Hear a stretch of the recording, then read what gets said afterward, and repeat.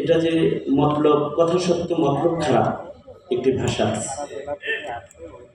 এটা যে বিষয়টা এমন, এইটার প্রমাণ বিগত সময়ে সনদের স্বীকৃতি প্রদান করার পরে যখন থেকে ওলামায়ে কেরাম কথা বলা শুরু করেছে, কওমি মাদ্রাসার ওলামা হযরতদেরকে ঢালাওভাবে জুলুমের শিকার করে জেলে তালাবদ্ধ করে রেখে শিক্ষা মন্ত্রণালয় এবং শিক্ষা কমিশন ও শিক্ষা আইনকে এদেশের নাস্তিক দ্বারায় নিয়ন্ত্রণ করা হয়েছে, যার মাধ্যমে কওমি সনদ ঘোষণার মাধ্যমে স্বীকৃতির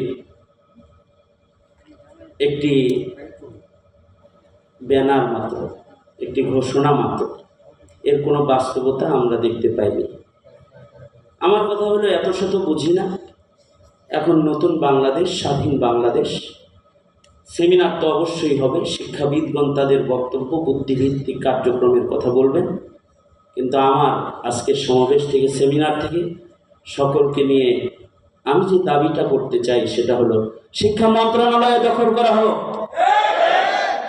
ঐক্যবদ্ধ প্রচেষ্টার মাধ্যমে শিক্ষা মন্ত্রণালয় তথা এদেশের শিক্ষা ব্যবস্থার নিয়ন্ত্রণ যেখান থেকে হয় সে জায়গায় পৌঁছতে হবে।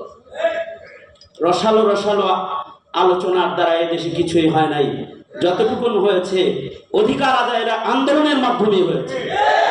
কওমি সনদ তথা কওমি শিক্ষার সঠিক মান ও মূল্যায়ন প্রতিষ্ঠার জন্য আমাদের ঐক্যবদ্ধভাবে ওই পথেই হাঁটতে হবে।